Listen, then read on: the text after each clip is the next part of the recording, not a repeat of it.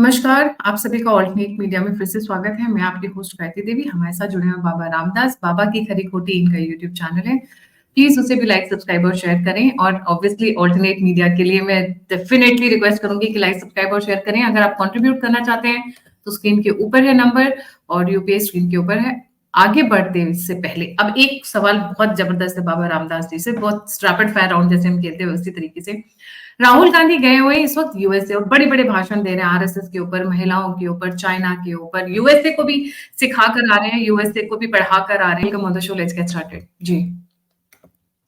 देखिए गायत्री, ये जो जो डीप स्टेट जैसी ऑर्गेनाइजेशंस होती है ना, ये सीआईए, केजीबी, आईएसआई, ये बड़ी लॉन्ग टर्म इन्वेस्टमेंट करती हैं। मतलब वो आज पेड़ लगाती हैं, इसको उनको मालूम होता है कि ये 20 साल बाद फल देगा। तो ये सोनिया गांधी रूपी जो इन्होंने पेड़ लगाया था ना, आज से 40 साल पहले, 50 साल पहले, सीआईए ने, केजीबी ने और जो डिफरेंट इंटरनेशनल ऑर्गेनाइजेशंस हैं, वो उसका फल अब पक के तैयार हुआ है।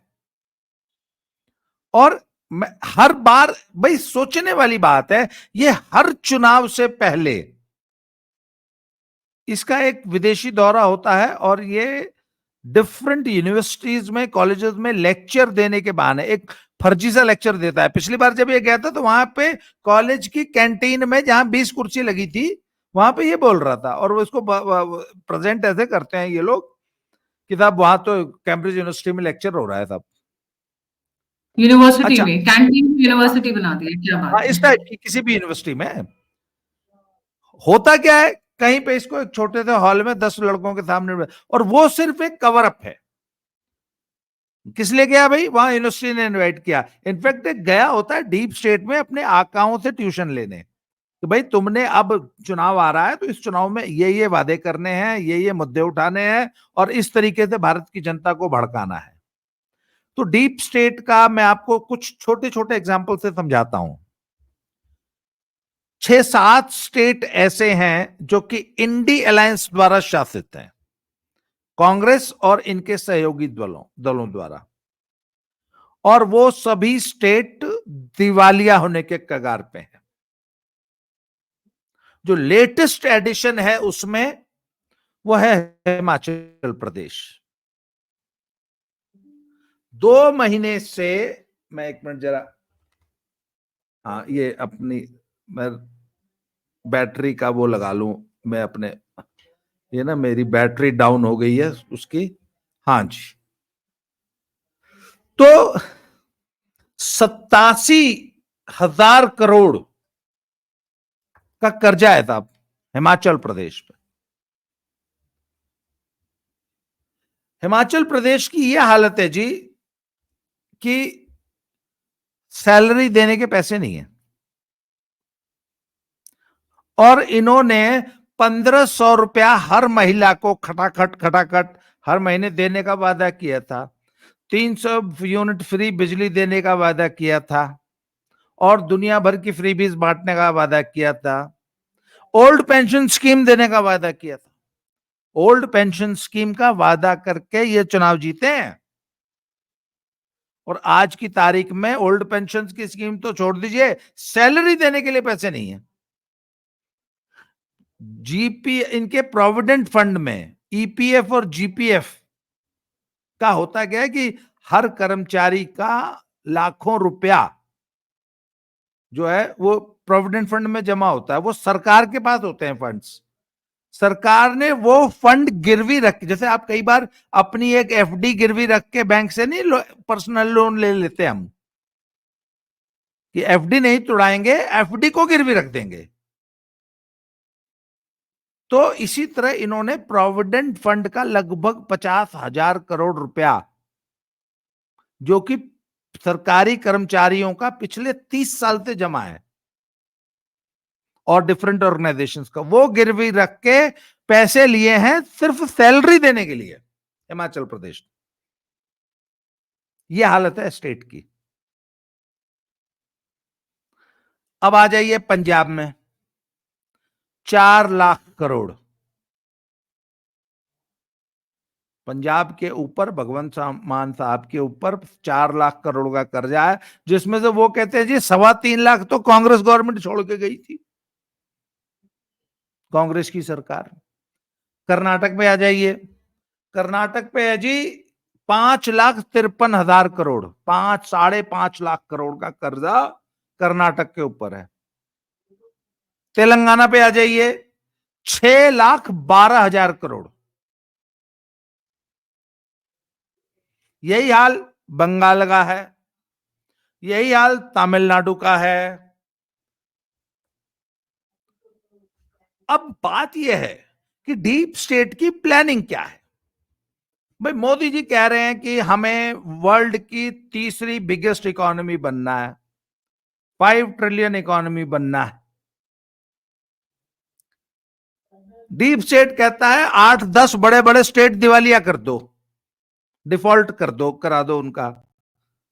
तो जब आपके देश के 10 बड़े स्टेट, कर्नाटक और तमिलनाडु जैसे, बंगाल जैसे, बिहार जैसे, पंजाब जैसे दिवालिया हो गए, तो अब काहे से आप वर्ल्ड की तीसरी सबसे बड़ी इकोनॉमिक सुपर पावर बन जाएंगे? अच्छा, मैं एक और छोटा सा एग्जांपल देता हूं। मैं आपको आज से 10 साल पहले ले चलता हूं। मोदी जी आए 10 साल पहले, मोदी जी ने कहा भाई हम डिजिटल इंडिया बनाएंगे और उसके लिए सबसे जरूरी है कि हर हिंदुस्तानी का बैंक में खाता होना चाहिए और सारा का सारा लेन देन हम डिजिटल करेंगे जी, यूपीआई। तो आपको याद होगा पी चिदम्बरम, जो कि देश के पुराने पूर्व वित्त मंत्री थे, हार्वर्ड के पढ़े हुए इकोनॉमिस्ट हैं, बड़े मूर्धन्य वकील हैं, वो और उनकी पार्टी के Manmohan Singh, the great economist, यहां पे एक चाय वाला। तो चाय वाला बोल रहा है कि साहब हम देश को इकोनॉमिक सुपर पावर बनाएंगे, हर व्यक्ति का खाता होगा, डायरेक्ट बेनिफिट ट्रांसफर करेंगे और यूपीआई के माध्यम से पूरा लेन देन digital, plastic money, digital money. तो पीछे हमने संसद में खड़े होकर कहा था क्या मजाक है, गांव का आदमी जिसने सब्जी बेचनी है, धनिया बेचनी है, क्या वो स्वाइप मशीन लेके बैठेगा? क्या गांव में इंटरनेट है? क्या उसका बैंक खाता है? क्या गांव में बिजली है? वो चार्ज कहां से करेगा? क्या उसके पास इंटरनेट है? ऐसे ऐसे सवाल पी चिदम्बरम ने किए थे और वो भी पार्लियामेंट में किए थे और डिजिटल इंडिया का मजाक उड़ाया था। अच्छा, ये किसके इशारे पे ये कर रहा था? पी चिदम्बरम डीप स्टेट के इशारे पर भारत की इकोनॉमी को डिरेल करने का प्लान आज से 10 साल पहले बन चुका था। कैसे? मैं आपको उसका एक छोटा सा एग्जांपल देता हूं, मैं छोटा सा एक फैक्ट रखता हूं। भारत ने यूपीआई लॉन्च किया इंडिया ने, और रुपे नाम का एक इंटरनेशनल कार्ड बनाया।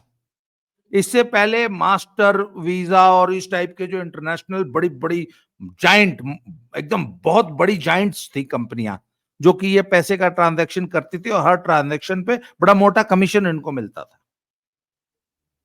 पूरे वर्ल्ड में इनका बिजनेस था और सारा क्रेडिट कार्ड, डेबिट कार्ड का जो भी धंधा था इन्हीं के, मास्टर कार्ड, वीजा कार्ड, ये कार्ड वो कार्ड, आप तो विदेश में रहती हैं, आपको पता है। और जब यूपीआई लॉन्च किया है भारत ने, तब जब जिस दिन चिदम्बरम ये मजाक उड़ा रहा था, उस दिन सिर्फ हिंदुस्तान के सिर्फ 2016 में सिर्फ 21 बैंक्स ने, 21 बैंक्स ने सिर्फ इसको अडॉप्ट किया और सिर्फ 9 लाख ट्रांजैक्शन हुई थी, ओनली 9 लाख ट्रांजैक्शन, और सिर्फ 38 लाख करोड़ का लेन देन हुआ था बैंकों के माध्यम से, यूपीआई के माध्यम से। पहले साल में सिर्फ 9 लाख लेन देन और सिर्फ 38 लाख करोड़ का ट्रांजैक्शन हुआ था। 2024 का अभी तो आधा ही है, अभी तो पूरा भी नहीं गया ना, पहली 2 क्वार्टर का रिजल्ट बता रहा हूं। 605 बैंक्स इंडिया के यूपीआई में डील करते हैं, यूपीआई ट्रांजैक्शंस करते हैं, और the number of transaction is 1443 crore, 1443 crore transaction की हैं हम भारतीयों ने। And the volume of the total money being transacted is 20,64,292 crore, 20,21,00,000 crore की ट्रांजैक्शन की है डिजिटल इंडिया ने। इससे वीजा और मास्टर कार्ड जैसी इंटरनेशनल कंपनियों के अस्तित्व का संकट खड़ा हो गया। जैसे कोडक कंपनी थी ना, वर्ल्ड की सबसे बड़ी फोटोग्राफी कंपनी थी, 1,65,000 एम्प्लॉइज थे, 5 साल के अंदर दिवालिया होगी, बर्बाद हो गई, बैंकरप्ट हो गई। क्यों? क्योंकि डिजिटल फोटोग्राफी आ गई। तो वो रील और वो सब जो कैमरा की एसेसरीज पुराने जमाने में थी, वो कोडक बनाता था, वर्ल्ड की सबसे बड़ी कॉर्पोरेशन थी फोटोग्राफी प्रोडक्ट्स की। डिजिटल फोटोग्राफी ने आके वो बिजनेस ही खत्म कर दिया। तो मैडम, डिजिटल यूपीआई ने पूरी की पूरी ये जो इकोनॉमी है in credit card and debit card और पैसे रुपए लेन देन की, ये पूरी की पूरी इकोनॉमी पे बहुत जबरदस्त संकट पैदा कर दिया। तो अब सब राहुल गांधी को सुपारी दी गई है, पी चिदम्बरम जैसे लोगों को, कि भैया किसी भी तरीके से ये आपका ये जो यूपीआई है ना, इसके ऊपर शंका पैदा करो। ये यूपीआई तो हमें खा जाएगा, आपका रुपे कार्ड जो है ना, मोदी जी का ये जो यूपीआई है, ये तो हमें खा जाएगा। अभी मेरी वाइफ कनाडा होके आई है, वो कहते हैं कि वहां के लोग तो ताज्जुब करते हैं कि अच्छा, इंडियंस इतनी आसानी से जो है वो डिजिटल मनी ट्रांसफर करते हैं। मेरी वाइफ बोली मेरे पास तो कैश है ही नहीं। बोला हम तो जी सिर्फ कैश लेते हैं, हमारे यहाँ ये bar code, scan code, OTP और ये इस टाइप की कोई चीज ही नहीं। जर्मनी जैसे कंट्रीज, फ्रांस जैसे कंट्रीज, इंग्लैंड जैसे countries, USA, Canada, Australia, New Zealand, ये ताज्जुब करते हैं कि इंडिया इतना डेवलप हो गया है। तो सब इस डेवलपिंग इंडिया को सैबोटेज करना है। आज वर्ल्ड का सबसे बड़ा मैन्युफैक्चरिंग हब बनने की ओर हम जा रहे हैं और चाइना को रिप्लेस करने जा रहे हैं हम अगले 10 सालों में। पिछले 10 सालों जब आज से, अच्छा आपको याद है मेक इन इंडिया का कितना मजाक उड़ाता था राहुल गांधी कॉलेज में जा जाके? Do you think make in India is working? आपको लगता है स्वच्छ भारत इज वर्किंग? स्वच्छ भारत का मजाक उड़ाने का क्या मतलब था? क्योंकि यही चीजें इंडिया को सुपर पावर बना रही है ना। ये मेक इन इंडिया जो है, यही तो वर्ल्ड का सबसे बड़ा मैन्युफैक्चरिंग हब इंडिया को बनाएगा। तो इसको कैसे डिरेल किया जाए? अच्छा, आज आपने देखा होगा सोशल मीडिया पे इस वक्त जो सबसे बड़ा टारगेट है वो वंदे भारत ट्रेन है। जितने भी हमारे बड़े इंफ्रास्ट्रक्चर प्रोजेक्ट्स हैं, जो हमारे स्पेशली रोड के प्रोजेक्ट्स हैं, एक्सप्रेसवे हैं, उनको किसी तरह सैबोटेज करने की। पंजाब में एक भी हाईवे नहीं बन रहा। क्यों? पिछले 10 सालों से उसको रोक के रखा गया। क्यों? हम जमीन ही नहीं एक्वायर होने देंगे। छोटे छोटे प्रोजेक्ट जो है ना, वो जमीन, अच्छा मान लीजिए 300 किलोमीटर का एक रोड है, 290 किलोमीटर बन गया, बीच में 1-1 किलोमीटर के पैच रोक रखे हैं। वहां जी क्या हुआ? जमीन एक्वायर नहीं हुई जी। तो भाई जब तक पूरा 300 नहीं बनेगा तब तक तो उस पर ट्रैफिक दौड़ नहीं सकता। हर 30 किलोमीटर पे छोटा सा 100 मीटर का एक पैच रुका हुआ है जी। पता लगा पूरा प्रोजेक्ट पिछले 6 साल से 10-15 साल से रुका हुआ है। 15-15 साल तक पंजाब में, मैं आपको ये एग्जांपल कई बार दे चुका हूं, जालंधर से होशियारपुर पहले एक सिंगल लेन 2 लेन सड़क हुआ करती थी। उसको गडकरी ने कहा कि हम 4 लेन करेंगे। सिर्फ 35 किलोमीटर है, 2 लेन को 4 लेन करना था। आज तक नहीं हुआ, पिछले 12 साल हो गए। प्रोजेक्ट बना था मनमोहन सिंह के जमाने में, गडकरी ने इंप्लीमेंट किया। सिर्फ 35 किलोमीटर रोड बननी थी, उसमें से 30 किलोमीटर बन चुकी है, 5 किलोमीटर नहीं बन रही। बीच बीच में पैचेस है, बीच बीच में। आदमपुर में एक ब्रिज था, वो पता नहीं कब से बन रहा है। आज तक नहीं, एक सिंपल फ्लाईओवर नहीं बना। कहते हैं सारे इंफ्रास्ट्रक्चर प्रोजेक्ट्स को रोक के रखो। अच्छा, ये जो हमारे जितने भी हाईवे प्रोजेक्ट्स आ रहे हैं ये पीपीपी मॉडल से बन रहे हैं।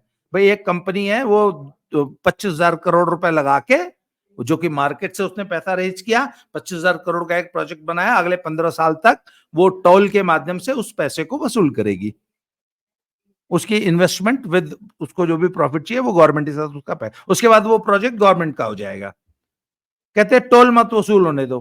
आपके जितने किसान आंदोलन है इनका पहला हमला कहां होता है? Toll booth. 1.5 साल तक टोल कलेक्शन नहीं हुआ पंजाब के बूथ्स पे।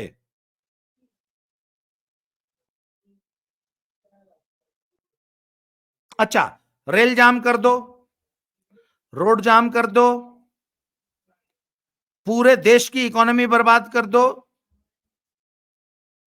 फिर बच्चों में असंतोष पैदा करो कि यहां तो अपॉर्चुनिटी नहीं है, यहां तो जॉब नहीं मिलती, यहां तो इंडस्ट्री नहीं है, यहां रह के क्या करोगे, चलो कनाडा चलें। पहले एक राज्य की इकोनॉमी को बर्बाद करो, फिर वहां के बच्चों को बोलो कि यहां तो कुछ है नहीं, यहां तो सब बर्बाद है। पहले एक राज्य में एनार्की फैलाओ, लॉलेसनेस फैलाओ, जंगल राज पैदा करो और खुद करप्शन करो, फिर बोलो अरे यार यहां तो बहुत करप्शन है, अरे यार यहां तो बहुत लॉ एंड ऑर्डर की प्रॉब्लम है, अरे यार यहां तो औरतों की कोई सुरक्षा ही नहीं है, चलो let's go to Canada. Madam ये ही डीप स्टेट है। फौज में असंतोष पैदा करो, सेवाओं में असंतोष पैदा करो, जितने भी हमारे इंस्टीट्यूशंस हैं, जितने भी हमारे कॉन्स्टिट्यूशनल इदारे हैं, जो भी हैं, उन सब में शंका पैदा करो, रेलवे के प्रति असंतोष पैदा कर दो। जो भी बड़े प्रोजेक्ट्स आ रहे हैं उन सबको स्टॉल करवा दो। मेधा पाटेकर क्या करती थी? कोई भी बड़ा प्रोजेक्ट आए उसको रुकवा दो 20 साल के लिए। ये ही डीप स्टेट का एजेंडा है। और ये सुपारी किसने ली है? राहुल जी ने, राहुल जी की पार्टी ने। अब अच्छा, बात यह है कि जब आपने एक फ्री भी डिक्लेयर कर दी कि हम तो जी खटाखट 8500 रुपए देंगे, अब जिस पार्टी को आपके खिलाफ चुनाव लड़ना है उसको भी ऐसा ही कोई फ्री भी देनी उसकी मजबूरी हो जाएगी। तो देश की इकोनॉमी को इस प्रकार बर्बाद करना। आपको मालूम है केजरीवाल मेट्रो में महिलाओं की यात्रा फ्री करना चाहता था, डीटीसी को तो उसने बर्बाद कर दिया। मैं आपको एक छोटा सा एग्जांपल देता हूं। कांग्रेस ने चुनाव से पहले वादा किया कि हम महिलाओं को बसों में फ्री यात्रा कराएंगे पंजाब में। फिर वो चन्नी साहब हार गए चुनाव, तो उस वादे को भगवंत मान ने तो पहले ही दिल्ली में कर रखा था, डीटीसी में फ्री यात्रा।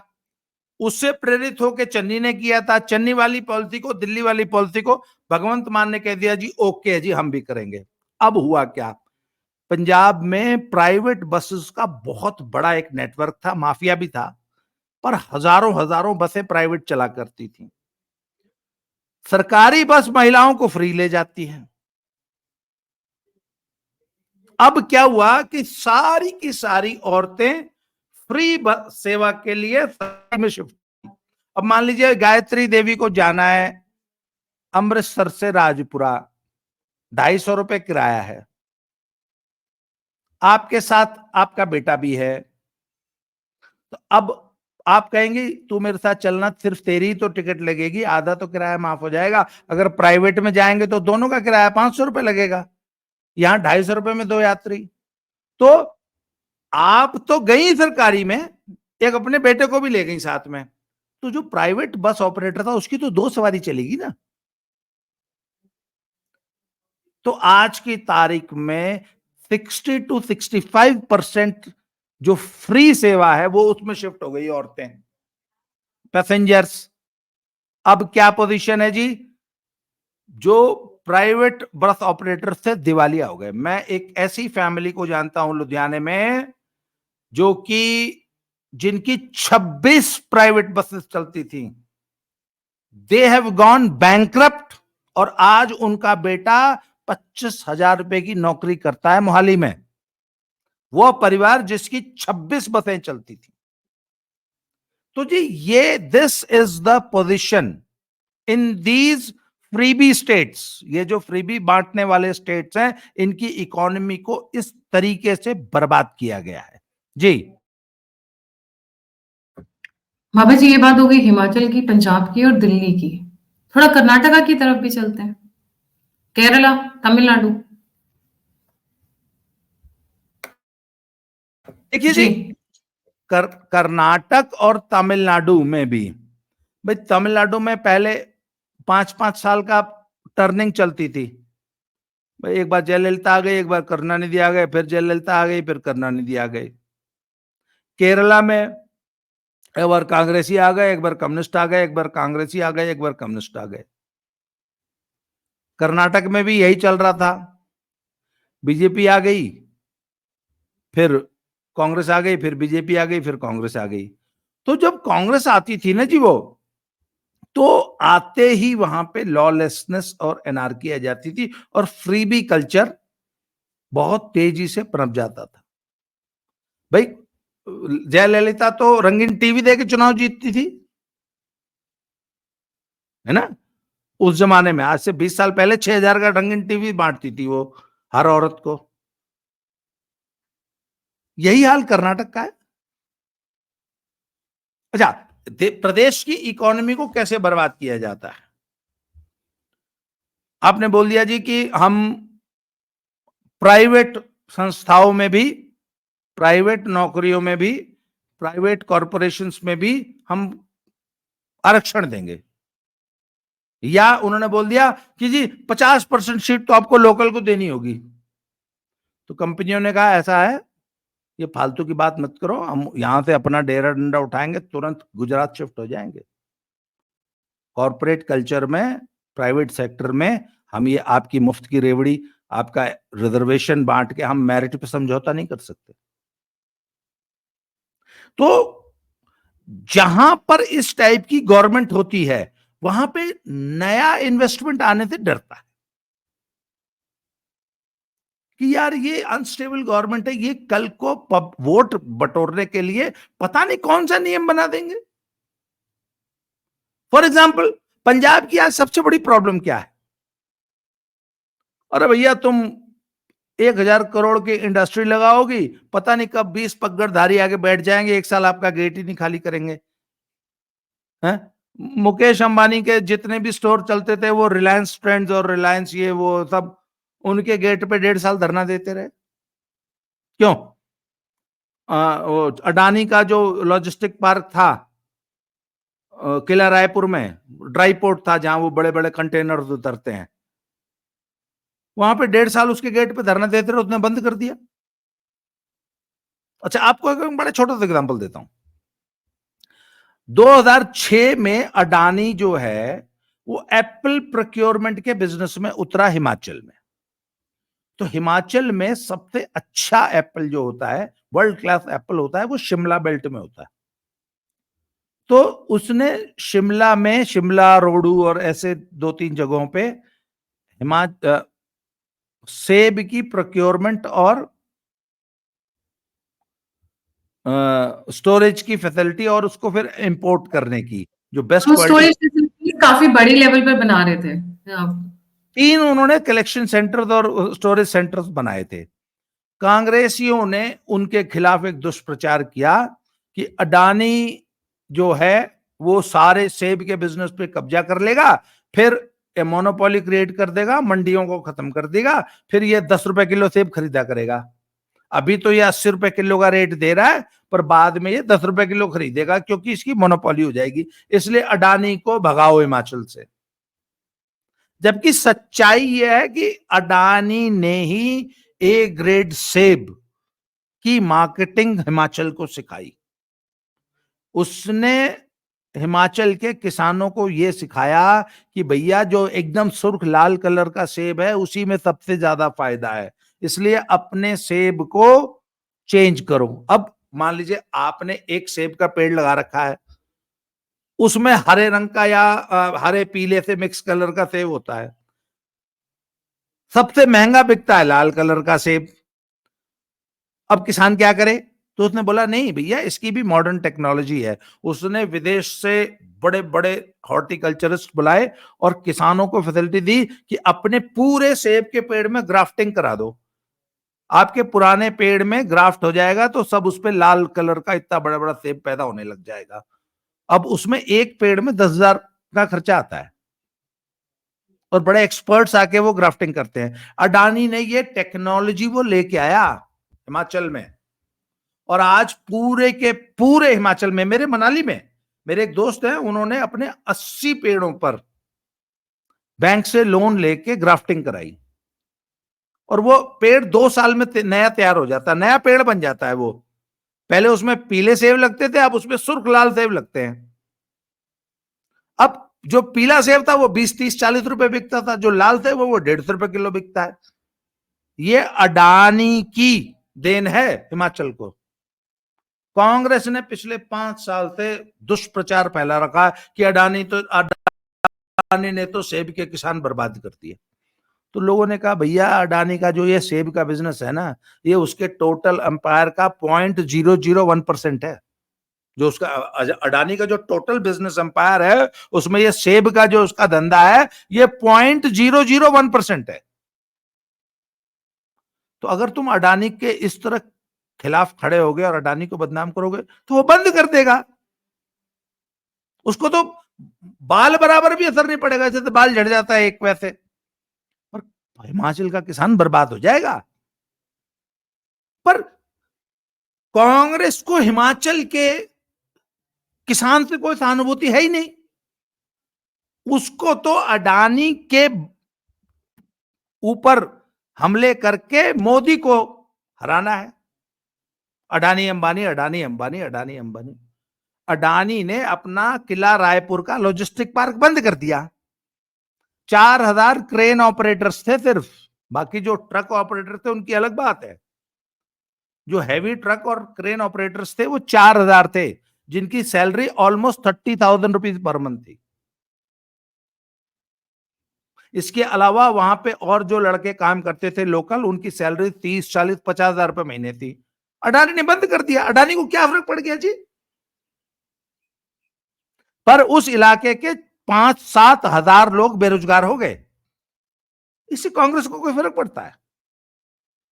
आप बताइए। पर किला रायपुर के, लुधियाना के बगल में एक जगह है किला रायपुर, वहां के लोगों की तो बर्बाद हो गए ना वो लोग। कांग्रेस को क्या फर्क पड़ा?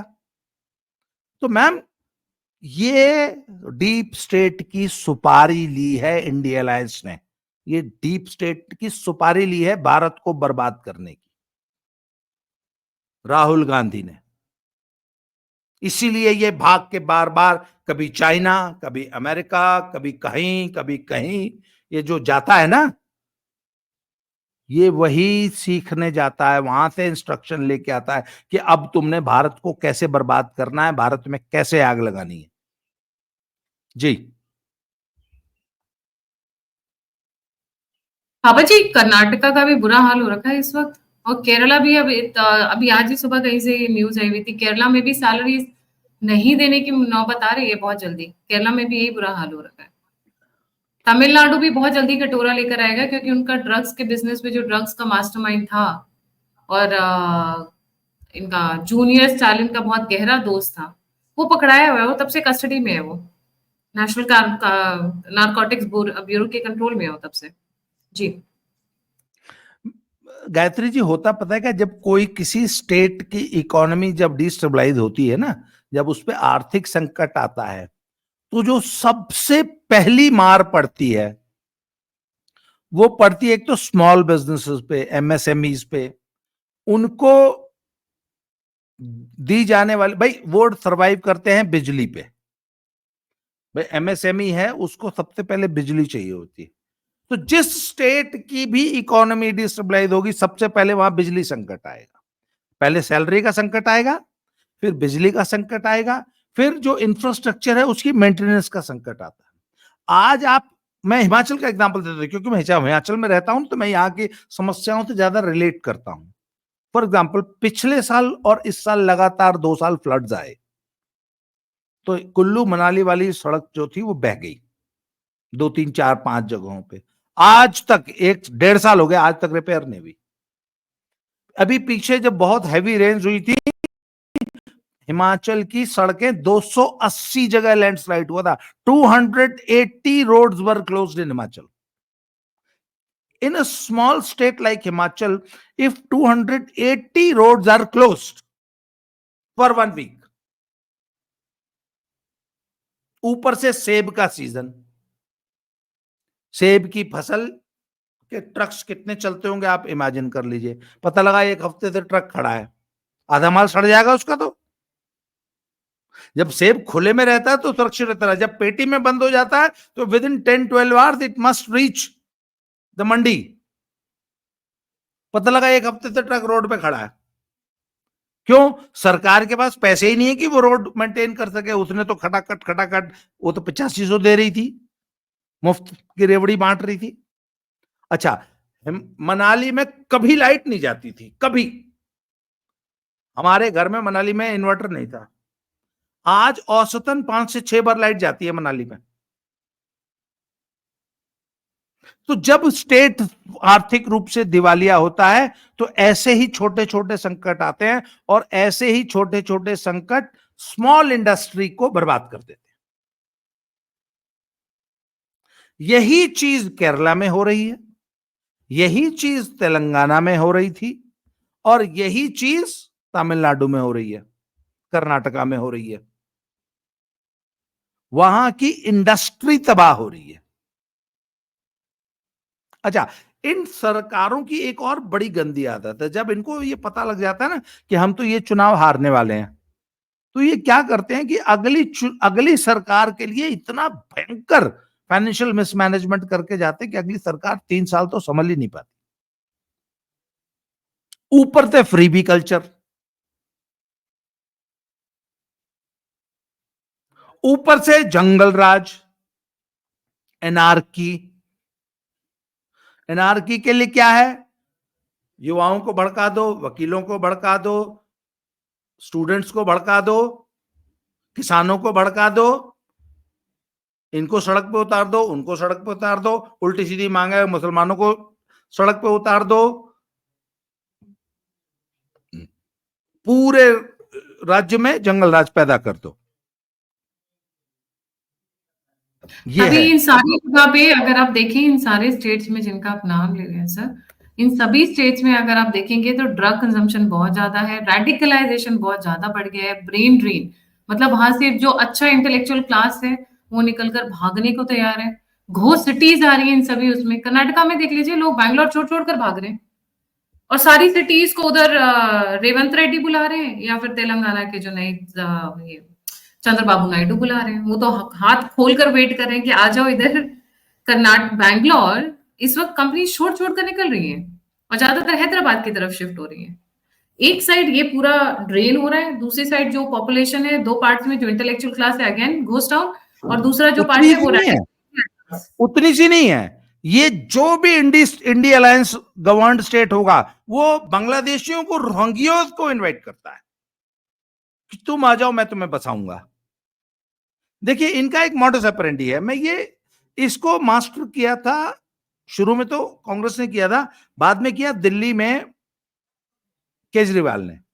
केजरीवाल ने वो विधानसभा क्षेत्रों को चिन्हित किया जहां पे उसको कम वोट मिल रहे थे, और हर विधानसभा में 25 से 30 हजार झुग्गी झोपड़ी वालों को सेटल किया गया कि आप आइए, आपको बिजली पानी मुफ्त में देंगे, झुग्गी बनाने के लिए जगह देंगे, और रेलवे की लैंड, सरकारी लैंड, डीडीए की लैंड, कोई भी लैंड मिल जाए उस पर रातों रात झुग्गी बना दो, और फिर उनका नाम तुरंत जो है वोटर लिस्ट में शामिल कर दो। तो दिल्ली जैसे छोटे स्टेट में जहां छोटी छोटी विधानसभाएं हैं, अगर एक पार्टी का अचानक 10 से 15 हजार वोट बढ़ जाते हो तो इलेक्शन स्वीप कर देती है। 20-25 सीटें आप इस तरह जीत लेते हैं। तो रोहिंग्या बांग्लादेशी मुसलमानों को इधर से उधर से इनवाइट करके अपने स्टेट में बसाना, स्ट्रेटेजिक लोकेशंस पर, जिससे कि कल को उनको सड़क पे उतार के दंगा, आगजनी, गृह युद्ध भी कराया जा सके। और वोट तो वो देते ही हैं एक मुश्त। इंडिया अलायंस का ये सबसे बड़ा मॉडस ऑपरेंडी, और ये डीप स्टेट ने ही राहुल गांधी को सिखाया है कि जिस स्टेट को डिस्टेबलाइज करना है वहां पे रोहिंग्या बांग्लादेशी बसा दो, आने दो।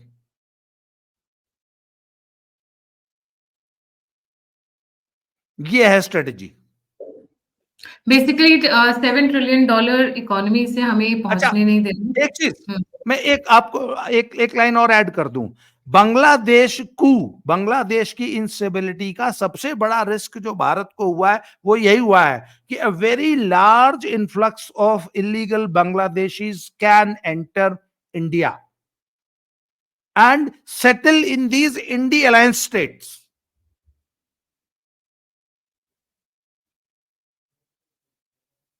इसीलिए भारत को बहुत ज्यादा चौकन्ना रहने की जरूरत है कि ये अवैध घुसपैठिए भारत में घुसेंगे, यहां आके आधार कार्ड बनाएंगे, वोटर आईडी कार्ड बनाएंगे और भारत को हर तरीके से डिस्टेबलाइज करेंगे।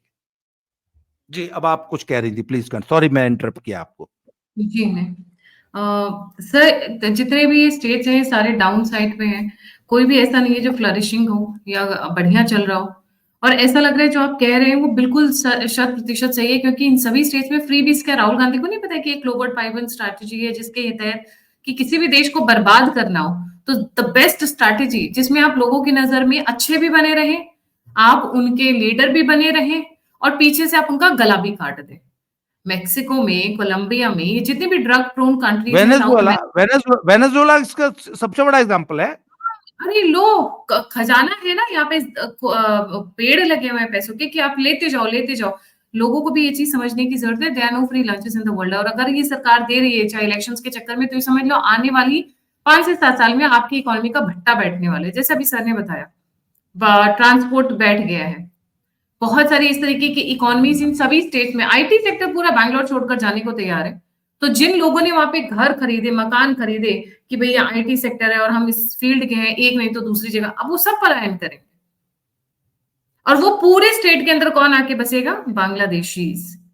वहां पे किसकी एस्टैब्लिशमेंट होगी? उसकी। और फिर गालियां पड़ेगी मोदी को, मोदी पैसे नहीं दे रहा। जैसे ममता बनर्जी कह रही है मोदी पैसे नहीं दे रहा, मुझे कम्युनिस्टों ने तंग कर रखा है, मुझे शारीरिक प्रताड़नाएं दी जा रही हैं, मेंटल प्रताड़नाएं दी जा रही हैं, पैसों की प्रताड़ना दी जा रही है। विक्टिम कार्ड तब खेलना शुरू करेंगे और सारा का सारा फोकस फिर आएगा मोदी के ऊपर कि मोदी गंदा है, मोदी पैसे नहीं दे रहा है, and this and that. But अपनी गलती को नहीं, मतलब दूसरों की नजरों में अच्छे भी बने रहना और साथ के साथ उनका गला भी काट देना पीछे से, उनको पता भी ना चले। बहुत सही स्ट्रैटेजी है ये और बहुत अच्छी स्ट्रैटेजी, इसको बोलते हैं स्वीट पॉइजन। प्यार से धीरे धीरे हलाल करना। जी, thank you so much Baba ji for joining. जाने से पहले सभी व्यूअर्स से रिक्वेस्ट है, don't forget to like, subscribe and share the alternate media. Baba ji का चैनल है बाबा की खरी खोटी। जैसे खरी खोटी बोलते हैं सर, वैसे मतलब बहुत एकदम सटीक भाषा में उसी तरीके से अपने चैनल पे भी प्रोग्राम्स करते हैं। प्लीज लाइक, सब्सक्राइब और शेयर करना ना भूलें। अगर आप मुझे कंट्रीब्यूट करना चाहते हैं तो मेरा नंबर स्क्रीन के ऊपर है, और अगर आप यूपीआई के थ्रू करना चाहते हैं तो स्कैन कोड या बार कोड जो भी भारत में कहते हैं वो स्क्रीन के ऊपर है। इसी के साथ जय हिंद, जय श्री राम, हर हर महादेव। वंदे मातरम। जय श्री राम। जय श्री राम।